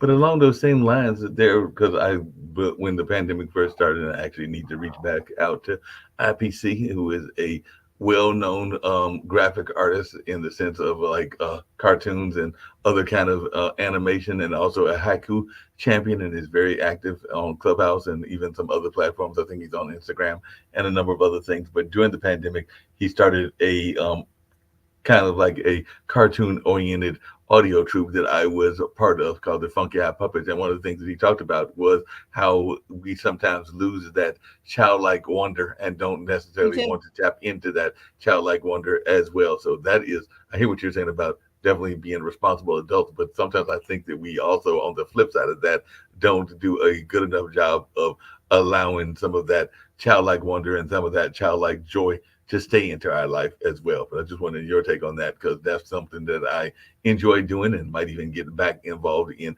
2024 with playing these voices of different characters and all along those lines. I think mine was called Echo and all in that space. But I was just wondering your thoughts around childlike involvement, because as soon as we go to whatever we go to, whether it's the military, whether it's college or whatever, then all of a sudden it's all about being as adult as possible. And I think that we don't bring enough childlike enjoyment to anything from relationships to work to a number of other things. And I'm always an admirer of companies that allow play to be part of their environment. I think people don't know what fun is. Mm-hmm. I ask people all the time, what brings you joy? Right. And 9 out of 10 people cannot answer my question. Mm-hmm. What's fun for you? They just kind of look at me. I watched TV last night. I think going out and having fun and doing things that bring you joy is the key to life. Childlike wonder. If you love drawing as a child, go pick up a coloring book, Color by Numbers, an adult coloring book, and just start coloring. When I was talking about rose-colored glasses, I was actually referring to how people see you and your family who want to put you in that box that you've always been. So you're not that person anymore. But if you're stuck in life and you're in a 9 to 5 and you just don't know what to do, try going out and having some fun. Mm-hmm.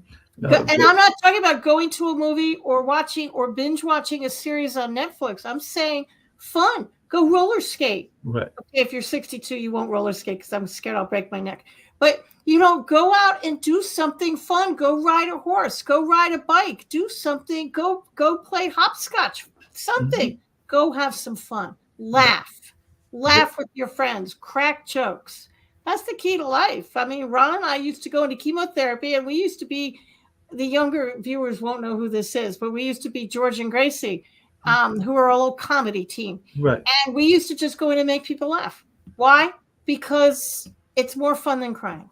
No, I agree with you. And there's a show that we do regularly. Billy Graham does it, not the famous pastor or even members of his family and everything, but it is a motivational speaker out of Texas, African-American motivational speaker. And if you ever watch the show and see his commercial that opens the show, he is speaking at one of the African nations. I forget which one it is. It might have been Ghana or something like that.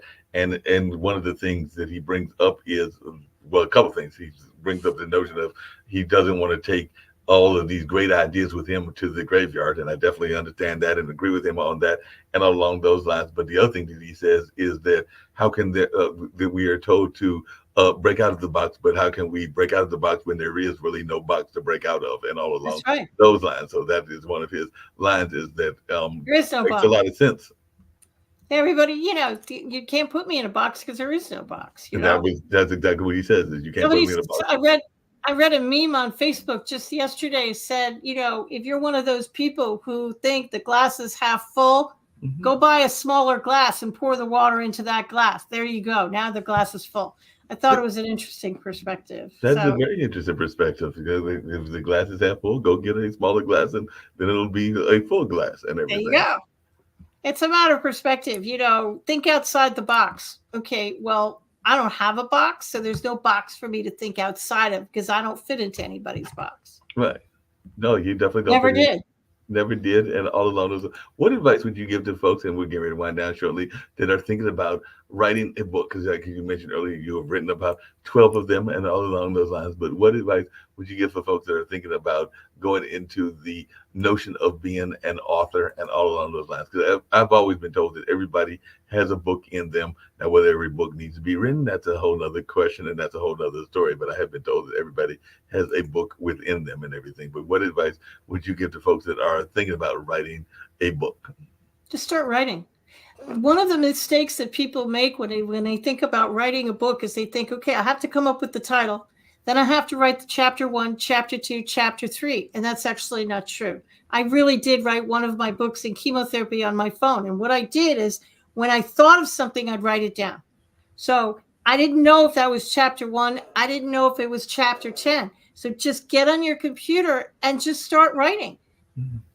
And just start writing. If you're writing a memoir about your life, you don't have to start with your childhood. Start with whatever floats into your head. Once, 3, 6 months, a year goes on, and you have enough files on your computer, okay, now you can put them in order. Now you can say, okay, well, this one should be here, and that one should be here, and that's when you can find a title for the book. So just start writing. Don't put yourself in a box and pigeonhole. Just start writing.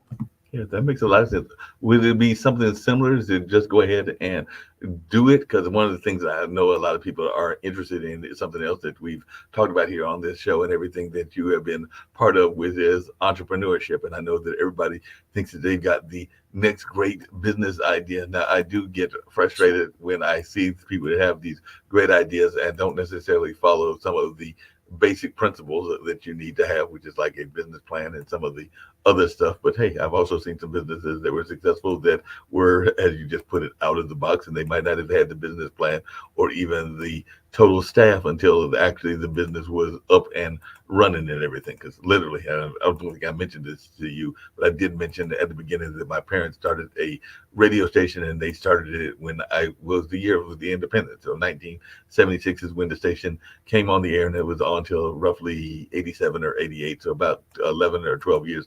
And part of it was them being frustrated by the fact that they did not hear enough minority voices. They didn't hear enough rural voices. And they also had a love of certain music styles that they weren't hearing enough of, that being jazz and blues. So with no radio background whatsoever, mom was trained as a guidance counselor and dad was trained in the military as an engineer. And I think in college in that field as well, but not a radio engineer, but like the more civil type of engineer, if I remember correctly. And like I said earlier, he was involved in civil rights struggle activities here in North Carolina and everything. So with no background, but seeing a need, they created it. And that's part of the reason that I like what Kim and Nick are doing here at Pod TV, because I think it's a similar narrative, some 76 to 2006, some almost some close to 50 years later, with similar mindset and everything, even though it's closer to like 40, 45 years later and everything, but still a similar mindset and all along those lines. So I was like, I can definitely relate to it and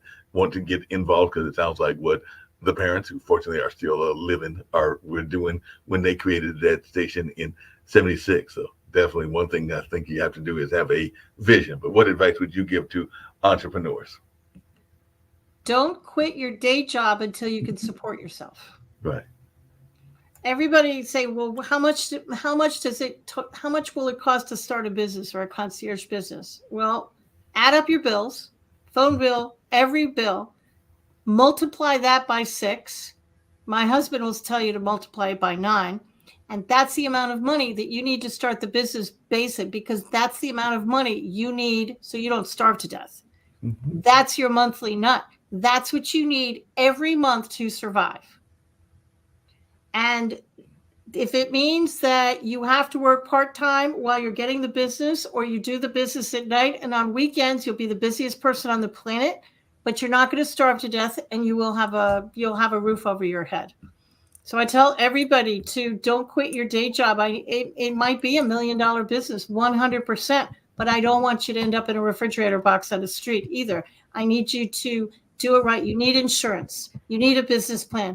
Sure, you need the business card. You need a website. Yes, you need a website. Everybody needs a website, but you need a lawyer. You need an accountant. You need insurance. You need to have enough money in the bank so you don't starve to death. That's my advice to everybody who's starting a business. And I'm not trying to talk anybody out of a dream, but I also don't want you to die. Yeah, and I know some people will start the business literally from the business that they are in. I know that when I started Lee Entertainment, which is like kind of like entertainment planning and entertainment consulting and all along those lines, and we even managed some performers. I literally was working at GlaxoSmithKline, so of course I was using some of the resources that I had access to and everything. Now, whether that was technically cheating or not, that's a whole nother matter, and maybe the folks at Glaxo need to forgive me. And all along those lines, coming back to our conversation around that's another conversation. Exactly. Let's circle back a little bit. Yeah. Yes, exactly. They might have to forgive me for taking advantage of that, but do know that quite often people will take advantage of the situations that they are in, whether that is Fun. using a copy, whether that is using a phone, or whether that is using even office space or whatever. But definitely it does seem like that is a standard business practice where many It is folks are. today. Back in the day when I was there out there, it wasn't, but today it kind of is. We live in a very different world right now. Very different world.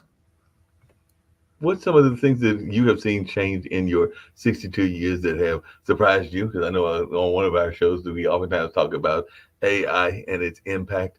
And all along those lines on a regular basis, I think that's our World Edition show, which is our new show. Of course, they also talk about these awards that I mentioned earlier as well. But kind of jokingly talked about the change in the phone and, of course, the Google reference that It's you made slam your earlier. phone down like I used to because you break it. You can't slam it down. Didn't we all used to think we were going to be living a George Jetson kind of life? Come Yeah. on. We all thought we'd be walking, we'd be driving these cars, these, spaceship cars. That's what we all thought. And then when computers came on, they told all of us we're going to have a paperless society. They lied through their teeth. We are not a paperless society.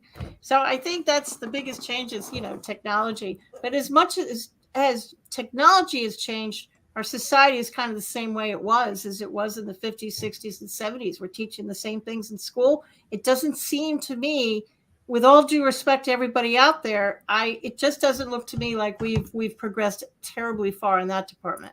Technology, we've progressed very far. And I see AI, and I wonder if they've never seen Terminator movies or Will Smith. I mean, I wonder if they've never been to the movies. So whenever I use ChatGPT, I make a point of saying thank you to it. Why? Because if the AIs take over the world, maybe they'll remember that I was nice to it and I always said thank you. And they might just remember that, like you said, and Maybe everything. they'll remember. I don't know.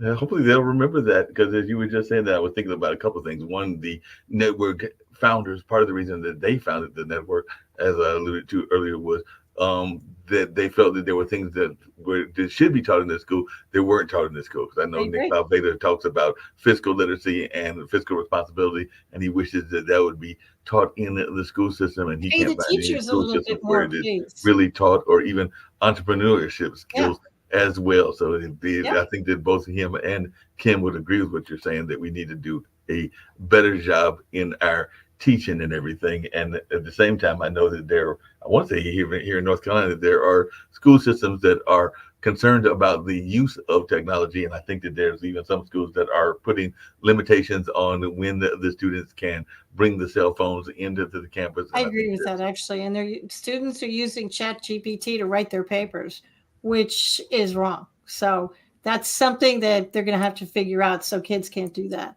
They really have to think for themselves, because our cell phones, we all thought it was going to make us all smarter. I think it's made us all dumber. Well, not only that, but I also wonder, between the cell phones and the pandemic, if some of while I'm glad to be able to talk to you on this platform and everything, and hopefully I know that we have a regular meeting sometimes with some of the people from here in North Carolina that have been on shows and everything else, that Nick brings them to the WADU, which is over there on the campus of Duke University, and we'll have lunch together and all along those lines. So I know there have been some past guests and definitely some hosts that have showed up as well. So I might have to see when the one is for January and see if you're able to come from Apex, because I know there's some people that come from Raleigh. I'm actually outside of Wilmington. So okay. I'm about 2-3 hours away. Yeah, but still, it might be possible and everything else. Just the invitation and all, because I know they try to do those meetings on a monthly basis. But one of the things that I get frustrated by is how some of the social skills aren't taught as much either and everything. Because as you were alluding to earlier, even with the concierge service work that you were doing, I do know that sometimes if you go into a restaurant that's just for a sit-down meal and you see 5 or 6 people that are having a conversation and they're all using their cell phones, and sometimes in the back of my head I'm going like, why are y'all here together if y'all aren't really here together? And all of those lines, because they're all on separate phones talking to separate individuals, and I'm going like, aren't y'all all in the same place? But I didn't quite get it, but I have seen that a couple of times. But I'm sure you've even seen that in Wilmington as well. Oh yeah. We used to make everybody, whenever I went out with people, everybody would put their cell phone in the middle of the table, and if somebody flinched, you'd have to pay the bill. And whenever I teach a workshop, I will say, if I hear a phone chirp, tweet, jump, I don't care. If it makes any sound whatsoever, you have to stand up and sing the Star Spangled Banner. Make sure, for all the speakers out there, that you turn your own cell phone off first before you make that announcement. Happened to me once. And the only reason I got out of it is because we were going to lunch at the time. So I managed to talk my way out of it. But yeah, I agree with that 100%. Along those same lines, Barbara Smith, who usually does the show on Thursday, I've actually got to get in touch with her and Shawnee. She used to have these like certain things that she does a show called Empowering You. It was in Thursday evenings, and now it's Thursday afternoon, and that's why I've got to check and see whether we're on for this Thursday or whether she'll come back on the 11th for the first episode and all in that space. But she would oftentimes talk about kind of like catching how a lot of times when people are given an introduction to the speaker, they basically read the bio, and there's like the bio is already provided and all along those lines. So she would sometimes ask a question that would get people to break that mold. So she would sometimes say that she was, I forget the exact phrase, but something like, I was an engineer by 8, I was a race car driver by 10, and then I was a something else by 12. And she would give backgrounds as to how this happened. So the engineer at like 8 was her literally breaking down something that was in the house and rebuilding it and all along those lines. And the race car driver was literally her, right in her parents' car or something along those lines. So there was a narrative that got the person who's doing the introduction to break out of that tried and true tradition of just reading the bio and everything. So I was wondering, how do you get people to introduce you in a way that is less stale than some of the introductions are at many speaking conferences? So like I said, that was one of Barbara's little tricks of the trade, but I was just wondering how you deal with it and how you try to get them to give something that is a little bit more vibrant. Sometimes I'll write it for them. Mm-hmm. Sometimes I'll just give them some verbal suggestions. Because I don't like to step on people's toes when they invite me to speak. They've got a certain format of doing things. But when I'm asked, I'll tell them, to they can say anything they want in my bio. But I'm a big fan of people can read. Mm-hmm. So I like to have it short and sweet because everybody can Google me. They can go to my website. They can read my bio. And I'm a fan of, you're not really here to hear my bio. You kind of want to hear what I have to say. And I feel that way about every speaker. So I try and keep them short and sweet.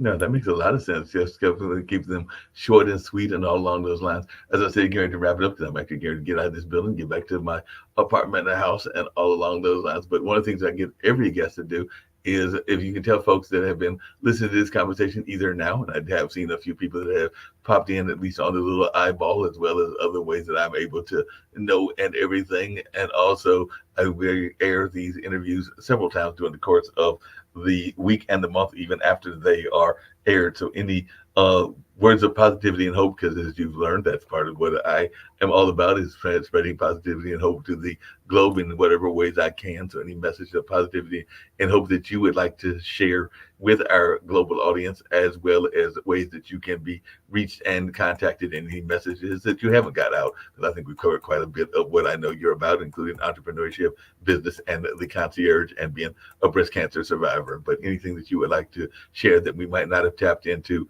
and any message of positivity and hope, and ways that folks can reach out to you. And hopefully you'll come back even on our new show, because like I said before, we do the new show every Monday through Friday at 10 a.m. And I might even send you the link for tomorrow, all along those lines. And if you want to jump in, that becomes a little bit more of a food fight, because we do have people of different political views, whereas I like to just have open conversations and not be as much of the contrast kind of things that some people do. But it's still a good show and a fun show. But I still may send you the link, and if you have the time, pop in. And if the food fight becomes too much, you are perfectly welcome to pop out as well. If people want to purchase any of my books and you want to see what I've written, you could go to KatherineGiovanni.com. Catherine is spelled a little bit weird. It's KATHARINA, Giovanni.com. A list of my books and all the things I've written are right there. The newest one is this one, The Ultimate Path to Forgiveness. My biggest message to anybody is to be your authentic self. And I'm not being tried. I actually mean it. Everybody's trying to put us all in a box. And if you're not happy in what you're doing, it probably means that you're not being your authentic self. You're not being true to yourself. You're not doing things that make you happy. You're not being the person you know who you are. Why? Because maybe you're scared society is going to accost you. They're going to pick you. They're going to point their finger at you and say, you shouldn't do that. It's like the bullies in grammar school. Be your authentic self. It's why you're here on the planet. The only way we're going to heal the planet is if we be our authentic selves and we do what we're meant to do. Okay, Catherine, what am I meant to do? You'll figure it out. Once you decide to be your authentic self, you'll figure it out. Trust the little bird on your shoulder and know that you got this. No, definitely. You said a couple of things that had me laughing as we're closing out and everything. One is that, and I still tease him to this day and everything, but as I mentioned before, I've always knew that I was going to be in the entertainment space and definitely the media space as well. And I remember that he doesn't do as much now because there is a nickname that I created for myself that I actually enjoy. And I think I created it on Facebook. You might have even seen it on LinkedIn, which is the Cultural Minister of Durham, because I'm definitely involved in a lot of cultural activities here in Durham. So I created that and everything. And I think it was actually some friends of mine that came up with that term because they were like, every time we see you, you're at something cultural. So they were a little bit on the more left side of politics. So they were like, you must be the Cultural Minister of Durham. So I kind of stuck with that and kept that even on some of my social media outlets and all in that space. But my dad, when I was young and everything, he used to sarcastically call me a showbiz. So that was kind of his way of being sarcastic and all along those lines. So I was going like, yeah, but sounds like a compliment to me. Exactly. And I took it as a compliment, and I also took it as a kind of a part of the trademark and some of the things that I do as well. So at the time, he was being a little bit sarcastic in the way he phrased it because it was kind of done in a sarcastic tone and all. But I took it as a compliment and have used it as a compliment ever since that time and everything. So that's just something that I found that you can flip what somebody may intended to be one way into a more positive light, and if you choose to and everything. Yeah, they say they're calling you showbiz. Say thank you. Yeah, exactly. And the little side entertainment, you run the risk of irritating them, which might be very entertaining, to be honest. So there you go, little side entertainment. Little side entertainment, and it might even, like you said, if they're using it one way and then you flip it and everything. Because I know that there are some women, including one of our founders, Kim Calhoun, that sometimes will use a word that is associated with certain animals, namely the dog and everything, but also associated with a certain part of our culture and everything, and rhymes with that word. And she basically will try to reclaim the word by using it as part of acronyms and all along those words. So that's another case. I'm from New York, and I live with somebody who grew up in Hoboken, New Jersey. So yeah, I've heard it all. Yeah, I'm sure you've heard it all along those. One thing that I have enjoyed about our conversation this afternoon, before we totally wrap and everything, is I love your animal references because I'm a big fan of animals. Don't have any animals at the moment, but I've had cats in the past. I've had definitely even some geckos that, ironically, a friend of mine that moved to New York gave me because they were of the Italian background, as I recall, and they were going up there to move into the theater district. So even though I only had them for less than a year, they gave me fettuccine, linguine, and Alfredo. So I had those three geckos that I was able to keep for a while because they had very many geckos. I think they had like 10 or 12, but I got 3 of them as they were going up to New York to pursue their theater career. And then as a kid, I've had rabbits and even a pet raccoon and a number of other things. And I heard your references to things like the jackrabbits in your life and a couple of other things. I'm going like, she must have a love of animals.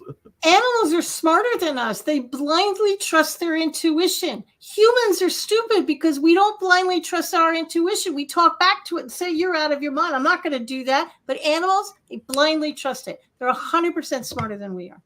No, I agree with you. I think that animals are much smarter, and I think that sometimes they are also wondering why we do what we do. I had a friend of mine that got one of those, and she was a cat lover and still is a cat lover to this day. And she got one of those little light switches that you sit there and you try to get the cat to do tricks with and everything. And I think the cat might have done, as a kitten, the trick for like maybe less than an hour, and then the cat was like, no, I figured out the game. I'm not playing it anymore. So I have a cat. She looks at you, is like, you want me to do what?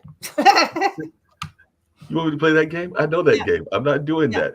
And similarly, they are very smart because when I did have, well, I've had several cats, but not in these since last year when I was cat sitting for some neighbors and all in that space. And I'd had one of my own for a number of years. But I remember one of the cats I had literally used to run and would be chased by the dogs up the trees and kept being chased up the tree. And at some point, the cat, to that intuition point that you were talking about, got smart and was like, wait a minute, I don't have to play this game anymore. Yeah. So the cat literally turned around, swiped the dog's nose, and as I recall it, I don't think those dogs ever chased that cat again because the cat was like, I'm tired of this game. I don't want to play the game anymore. They're smarter than us. When I can't remember, about 10 years ago, there was a huge tsunami. I think it was in Thailand or someplace over in Asia.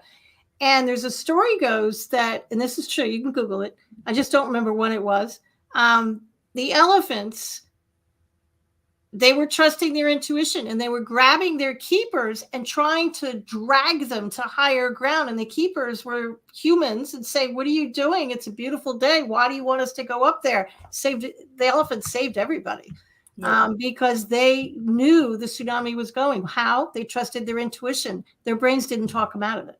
No, and along those same lines, we can go back to something that is now over 20 years ago. But when 9/11 happened and all along those lines, and I brought it up on this show and other shows as well, I used to go to a friend's art gallery. Another friend has a similar art space in that building right now. I think he might be having to move because of some renovations and everything. But I remember we would have regular conversations in downtown Durham before all of the gentrification and all of the development. And we would see all kinds of animals, birds around, even animals that you didn't want to see and everything. And to this day, I have talked to people, including people from New York City, that I have asked them this. And I said, after 9/11 happened, how many animals did you see? And to almost a man and a woman, most of them have agreed with what I remember, which is that the animals got the feeling that humans are about to get stupid, so they disappeared for a while. So I've talked to people, man. They left. They left. They were like, peace out, man. Yeah. They were like, we threw y'all folks got to get stupid. So even people that like the pigeons in New York, when I talked to my friends in New York, they're like, I don't remember seeing any pigeons for at least a day or two. They were like, we're done. No, because humans, we talk ourselves out of it, don't we? We will question what our intuition is saying, leave. And you're like, why? I'm comfortable. I don't want to leave. And you kind of think you're crazy. You're kind of, why do I have this feeling I should leave? Okay, well, animals don't question it. They just leave. They just leave and they just leave. They don't question it. They don't question it. You learn a lot from animals. Yeah, we definitely. And I think we even learned it during the pandemic, because the other story that I remember people talked about was how when we were locked in, then the animals realized that we were locked in and they were like, well, we can be more free. So there was the whole example of animals that had not been seen in like the canals of Italy and other places. Oh, I remember that watching that. Yeah, in Venice, and all the animals were coming back. Mm-hmm. And the air quality got better. Yeah, everything got better because the animals were like, hey, the humans are locked in the house, so we can go enjoy our freedom and everything. Yeah. Well, like I said, I have thoroughly enjoyed this conversation. Went about the time today usually go, which is somewhere around an hour and a half to 2 hours. And I hope that you will come back, and I will send you that link for tomorrow if you get a chance, pop in. And some of the shows are multiple guests, and sometimes it's just one-on-one, as this has been. So hopefully you'll make a return trip either on tomorrow's news or on another online dinner party. But I'll keep sending you links, and whenever you are able to pop in, please do.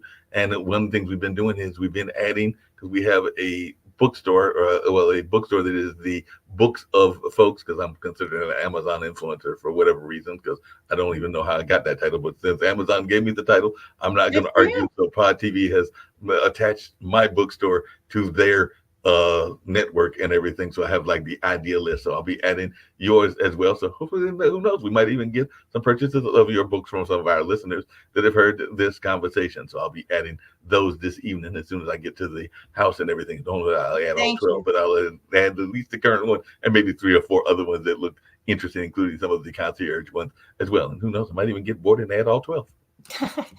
Thank you. I appreciate it. No problem at all.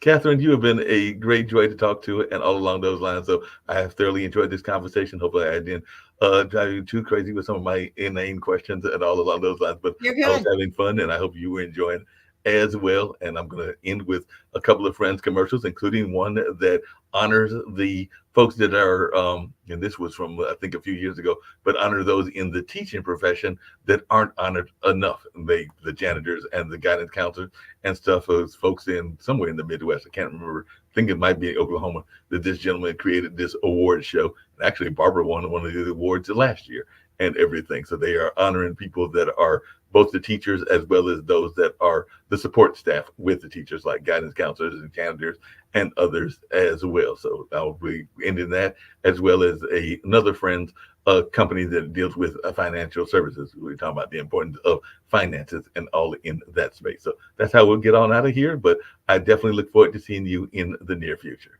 Thanks so much. I appreciate it, Mark. No problem. Have a good one. Are you looking for money-saving strategies for your business and personal finances? Are you tired of working hard every day with little or nothing to show for it? Contact Prosperity Financial Services, LLC right now for your free financial consultation. Call now to reserve yours today, 804-349-8600, 804-349-8600.